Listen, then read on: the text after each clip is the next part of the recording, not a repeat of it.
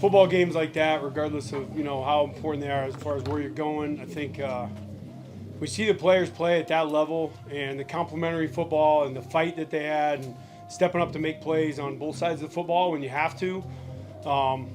That's the dream. That's team football, man. And it wasn't pretty for sure.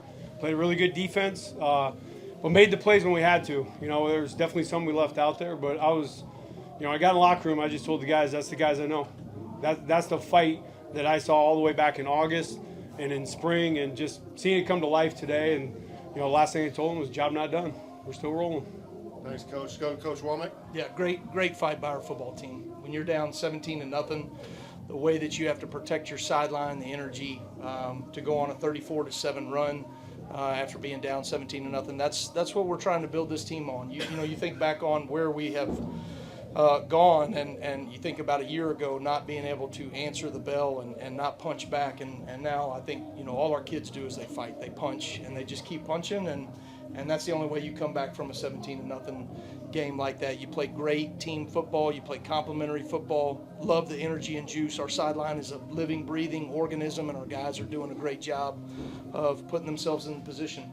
Great football teams get better, and this is the time, right? You just continue to work and strive. But that was a good team win that we just had right there. Thank you, coaches. If you have a question, raise your hand. We'll try to get it to you. We got two questions right in the front. Let's start with Charlie and then Chase.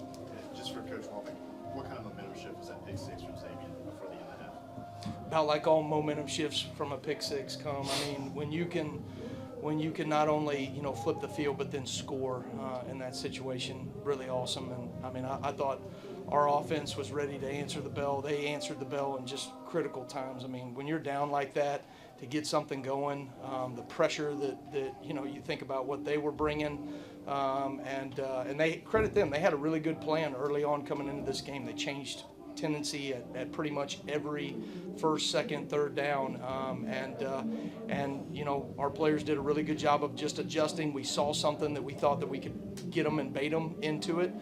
We had showed a little bit of zero pressure, and then all of a sudden we baited to a drop 8 cover 2, and Xavier made a hell of a play. Chase, go ahead.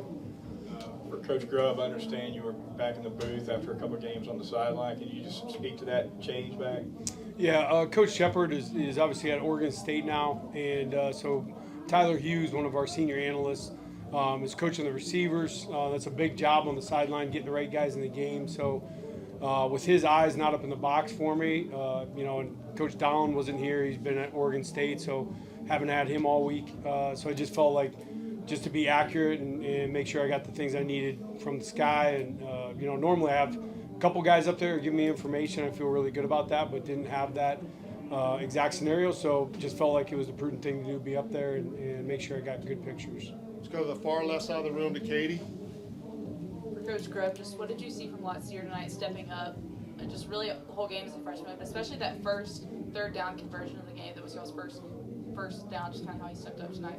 Well, not to like TMI here, but I saw Herb Street in the bathroom at halftime, and he was like, "Man, you were right. Brooks is the guy." And I just had a feeling. I had said before the game that I felt like Latsier was in a position in this game plan to step up, and we see it every week from 17, just on the practice field. We got a really talented room with him and Ryan and Isaiah and Jerm, but just those are the plays we needed to have from all those guys, and I don't think there's anybody on that sideline that was surprised a bit that 17 made those plays. He's a stud.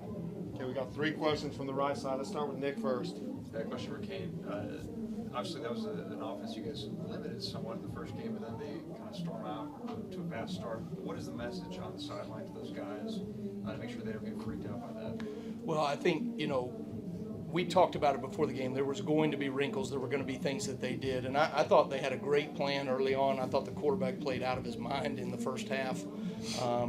He was dialed in, did a really good job. We didn't affect him early enough from a pass rush standpoint, and then we started affecting them, and it drastically changed the outcome of the game. And so, just finding ways to just settle in. Let's see what their pictures are. Let's see what their game plan is, what they're going to do, and then being ready to adjust whichever way we needed to. We haven't played a lot of man coverage this year, But that was what we needed to do to win the game, and our DBs were begging for it. I mean, by the time we got to the second half, I mean, they wanted it, and that's what you want, right? You want kids that are fighters, that want the ball in their court. They want to be challenged. They want to go challenge people, and our players won this game. They won the game with sheer will. Let's go to Colin next on the right side. Hey, Ryan, what did you see from Jam, whether it was as a runner or maybe even in pass pro? Jim did a good job. We tried to keep his reps down a little bit. Him and Daniel obviously shared the load back there tonight, and I thought he did a good job when he was in. He's still, nursing back to health a little bit, but he's a soldier, man. He was out there battling. I thought he did a good job. Going to Matt now. Ryan, was it something that you changed there toward the end of the first half that let things maybe get more of a foothold, or was it just execution got better? I think there's the ebb and flow of every game, and certainly there were some looks that we had gotten to that I knew we had to be able to come back to in a different way, and made sure they were in the same coverage structure to be able to go after it, and the guys did a good job executing that. So I think there's obviously Coach Venables does a great job of presenting a lot of different pictures, and so I think getting the guys in a position where they could formationally feel familiar with what was going on out there gave Ty a little bit of freedom. And then I thought, they do as good a job as anybody at putting pressure on their quarterback, and I thought it wasn't perfect. I know we gave up sacks, but there were some critical moments that we had some really big pickups. Let's go to Alex on the front left. Coach Grubb, can you tell me what you've seen from Josh these last few weeks fighting to get back, and then what he gave you tonight? Unreal. Awesome. Josh Cuevas is he's one of the toughest kids I've ever seen play football. Mentally, physically, to be able to do what he did tonight is absolutely unbelievable.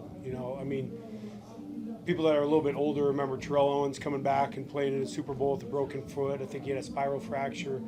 And you think about those kind of stories with a guy like Josh, and we didn't think there was any way he was going to play, and he just kept saying he was going to find a way. And the doctors, and Jeff do an incredible job, and they got him back out on the field. And he's just, his mindset and his perseverance is special. It's really rare. We'll go to Joe, second row on the right. Question for both coaches. Over here, Ryan. Right here, second row on the right. There you are. Why is playoff football so different than regular season? Well, I think there's obviously a finality to it. Certainly you're back against the wall mentality. I think everything feels a little bit more on edge. So I think there's, as much as you'd love the week 2 game to be just as important or as much intensity, I think sometimes when you have that mentality, it's win or go home. I think that certainly that puts some different value on the game, I guess. Coach Wommack? I think we have been playing like a win-or-go-home mentality all season long. It's a mentality thing as much as anything.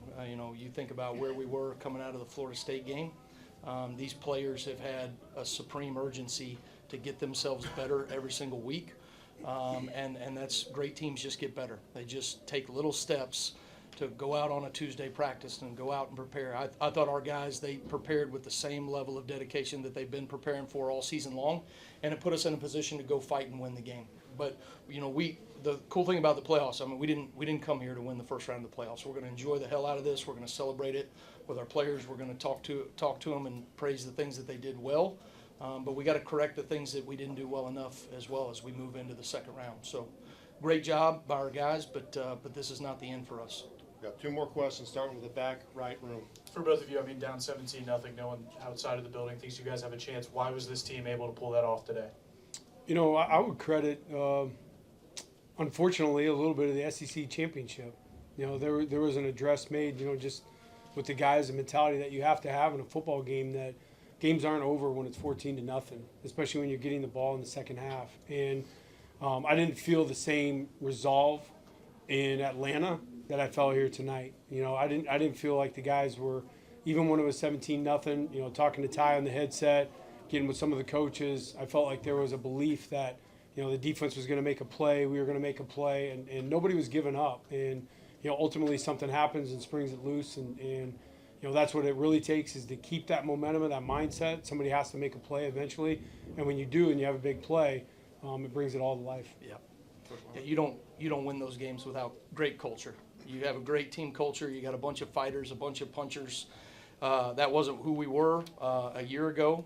We learned how to do that. We fought to do that. We prepared in the off season Dave Ballou and our fourth quarter program, and Jeff Allen getting players back. Our players, our leaders stepping up in those moments.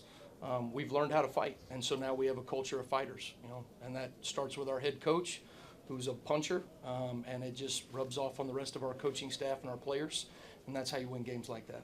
We'll finish up with Joe, right front and middle.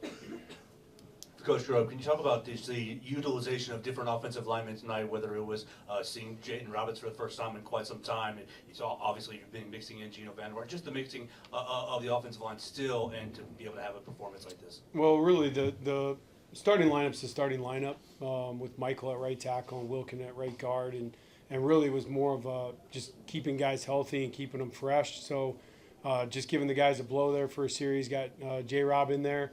And then Dew and Gino have been rotating a little bit for quite a while. And a little bit of that's, Dewberry's foot, just trying to make sure he's okay. And Gino's banged up as well. So those two older guys is like 0.5 and 0.5, and they make one guy. But they did a good job.